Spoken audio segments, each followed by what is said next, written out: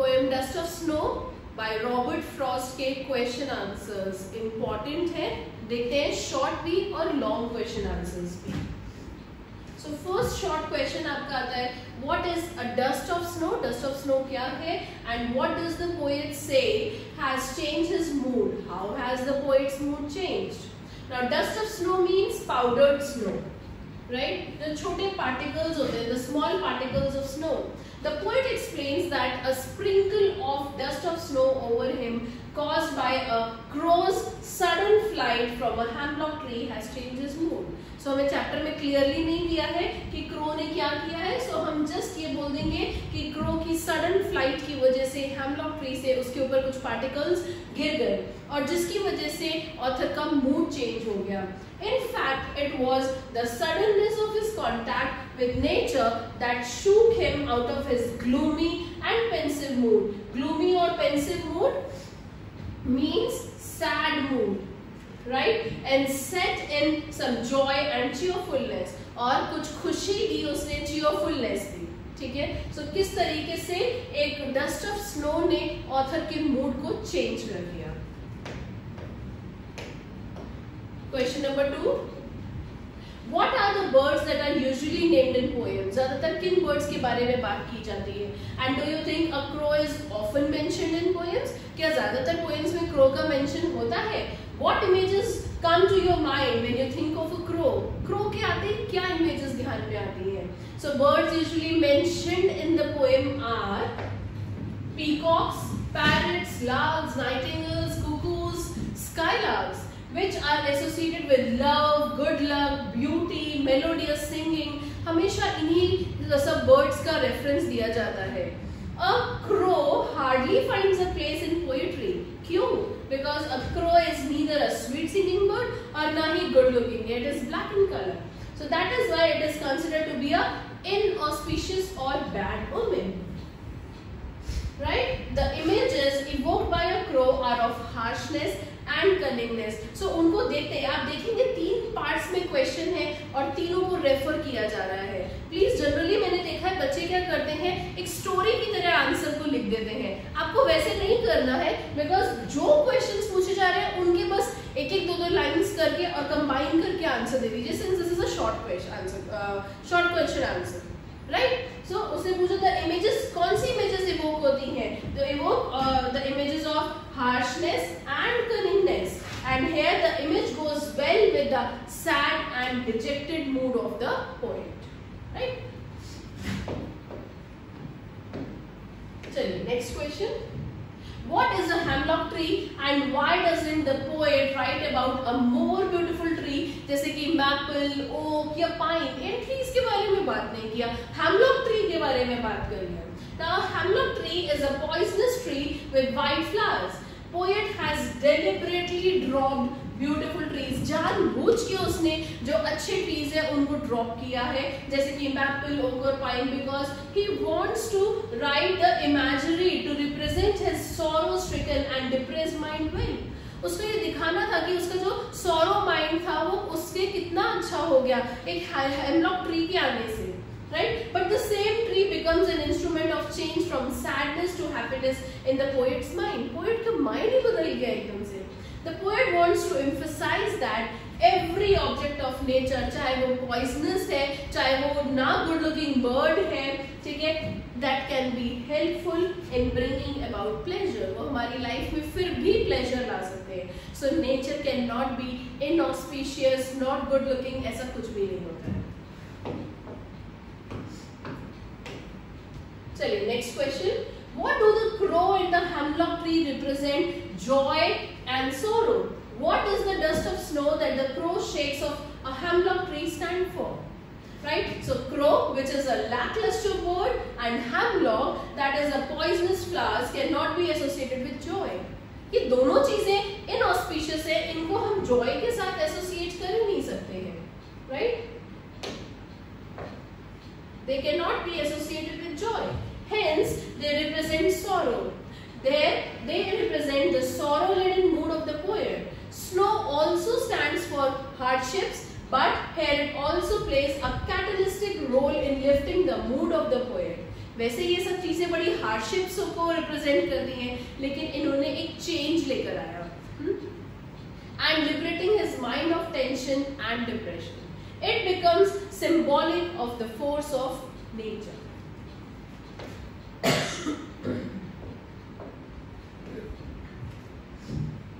What are the crow, the hemlock and the snow symbolic in the poem? ये उसी से जैसा मिलता जुलता है, बट फिर भी मैंने आपको ये आंसर दे रही हूँ बिकॉज समटाइम्स हम लोगों को लिखने में प्रॉब्लम होता है। सो इसलिए मैं आपको एक रेफरेंस के लिए आंसर दे रही हूँ कि इस तरीके से आप आंसर्स को लिख सकते हैं।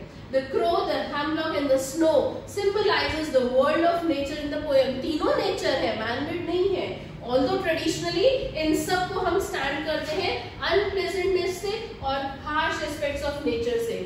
क्रो को सिंबलाइज करते हैं जेरिंग म्यूजिक, यानी कि कानों को ना पसंद आने वाला music, impending sorrowful events, specially जब if someone expires in the house। Hemlock को हम सिंबलाइज करते हैं डेथ से, क्योंकि वो तो पॉइजनस ही ट्री है। एंड स्नो सिंबलाइजेस बैरननेस, जहाँ पे कोई लाइफ ही नहीं है, सब कुछ बंजर पड़ा हुआ है, barrenness and sufferings.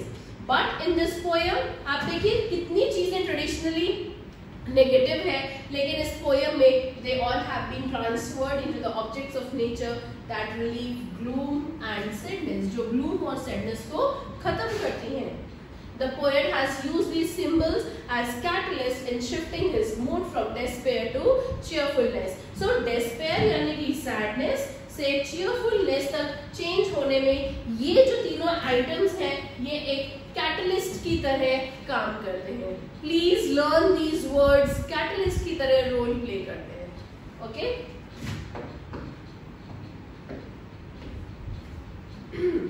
Next, do you think the poet would not have rued the day if the incident had taken place in the morning?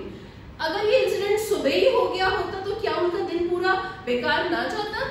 देखते हैं। It is certain that the poet would not have rued the day if he had got a splash of dust or snow in the morning. His contact with nature would have so relieved his mind that he would not have been depressed by anything. सुबह ही उनका mood इतना अच्छा हो जाता कि उनका mood खराब होने की कोई गुंजाइश ही नहीं थी। It would have saved his day and by providing him happiness and ease. उनका पूरा दिन बच जाता क्योंकि उनको हैप्पीनेस मिल जाती सुबह ही, right?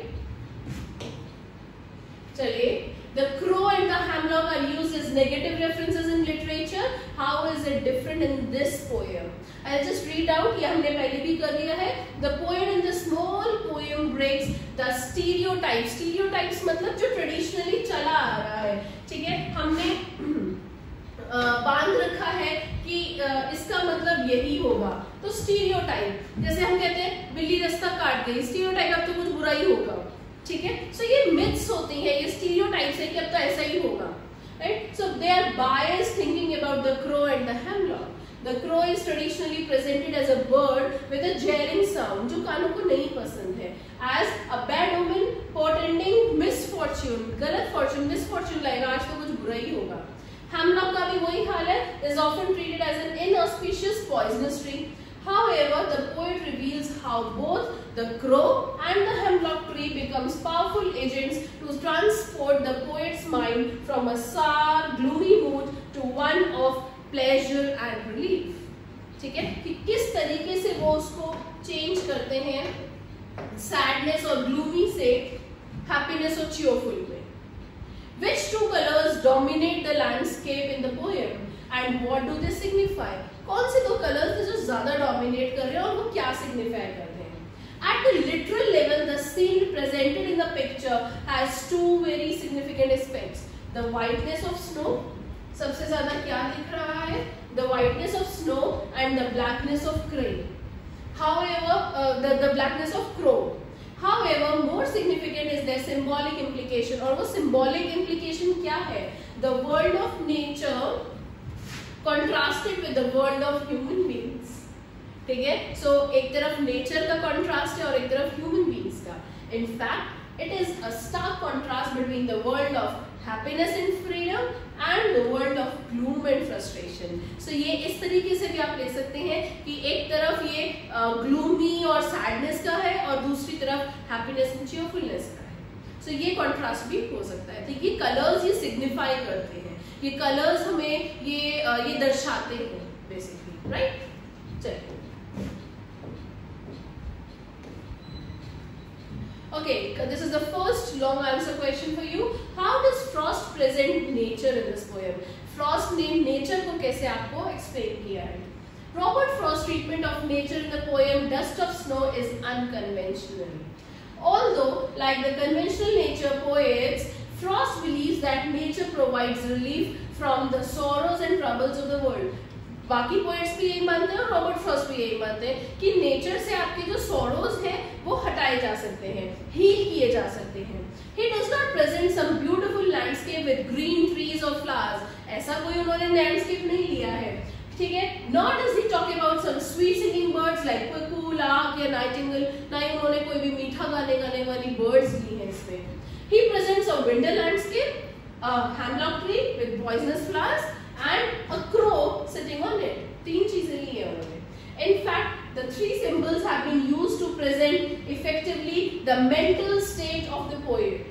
The poet who has been in a depressed and melancholy mood for the whole day happens to pass by near a snow-laden hemlock tree with a crow perched on it. आप देखो इसमें आप note कर रहे हो कि कितने ऐसे वर्ड्स हैं जो हम अब चैप्टर के एक्सप्लेनेशन से शुरू कर रखा है मैंने, राइट. सो अब आप जैसे देखिए पर्च्ड ऑन इट, ठीक है, और क्या था, मेंटल स्टेट दिखाता है, happens to pass a snow laden hemlock tree, ठीक है. तो ये जो वर्ड्स है मैं बार बार आपको हर चैप्टर में बताती हूँ. ये वर्ड्स मैं बोल भी रही हूँ, आपको लर्न हो जाने चाहिए. यही वर्ड्स हम अपने आंसर्स में डालेंगे, right? But when the crow shakes down on him some particles of snow, this gentle shower is enough to lift his mood. He is transformed from a sad, dejected mental state to one of a relief and pleasure. So sad और dejected phase से वो relief और pleasure में आ गए हैं. The remaining part of the day is marked by happiness and a light mood. अब बाकी जो बचा हुआ दिन है वो अच्छा जाएगा. Therefore, although hemlock and the crow are not traditionally associated with pleasing emotions, still they being a part of nature, उनका instrumental योगदान है in imparting happiness. And similarly, snow is symbolic of difficult times or sufferings. But snow can also liberate a person from a mood of sadness. Nature always provides pleasure. Such is the bond between human beings and nature that whenever human beings come into the lap of nature, they are certainly blessed with relief, delight and pleasure. जब भी वो nature के contact में आएंगे उनको ये तीनों चीजें मिलना बहुत ही नेचुरल है, ठीक है. Relief, delight and pleasure. Okay, next question पे आते हैं. How do you think the poem Dust of Snow is full of unconventional images? सारे जो इसमें images है वो unconventional है, कैसे लगता है? Robert Frost's poem Dust of Snow, though very small, is replete with imagery from the world of nature. पूरा imagery पे based है ये. The poet has beautifully portrayed a winter landscape with snow-laden trees, a crow perched on a hemlock tree, and a traveler जो poet खुद ही है. ठीक है. So तीन चीजें हैं, एक विंटर्स लैंडस्केप है, एक क्रो है, ट्रैवलर है, passing through the snow land. Now the poem is picturesque, पूरा एकदम उन्होंने पिक्चर बना दिया है. As the poet has painted a very vivid picture which the readers can visualise very clearly. Now the images are not taken from the storehouse of earlier poets. जैसे पुराने जो poets थे वो oak, ये maple tree, oak tree या beautiful जो आपकी sweet singing birds होती थी उनके नाम, तो वो सब नहीं किया है उन्होंने. Unlike the conventional poets, Frost has opted for a winter season instead of spring. Traditionally, winter is symbolic of difficulties दिखाता है, sorrows दिखाता है, sufferings दिखाता है. ये सब snow से related है, right? The tree chosen is not a banyan नहीं है, ओक नहीं है, ये सब कोई सा भी ट्री नहीं है, वो एक हेमलॉक ट्री है जो पॉइजनस है। और इसी तरीके से कोई भी स्वीट सिंगिंग बर्ड्स नहीं है, कुकू नहीं है, नाइटिंगेल नहीं है, कोई भी नहीं। और कौन है? क्रो है, ठीक है। It is a crow, a harsh singing bird who becomes instrumental in transforming the drastically the mood off the poet. The snow scattered by the crow falling on the poet brings the touch of nature as a healing impact on the troubled mind of the poet. Thus the imagery employed is unconventional। और इसीलिए वो ये बोल रहे हैं कि ये इतनी unconventional messages उन्होंने अपनी रॉबर्ट फ्रॉस्ट ने अपनी पोएम के साथ दिए हैं, ठीक है। समझ में आ गई आपको? पूरा एक्सप्लेनेशन चैप्टर का है और क्वेश्चन आंसर्स भी हैं। थीम मैसेज जरूर कीजिएगा। लिटरेरी डिवाइसेस मैं आपको फिर से शेयर करूंगी। लिटरेरी डिवाइसेस बहुत इजी है, उनको हम करे बिना नहीं जाएंगे। ये चैप्टर्स आपके सिलेबस में टर्म 1 में आए होंगे, जरूर प्लीज तैयार कर लीजिए। Thank you.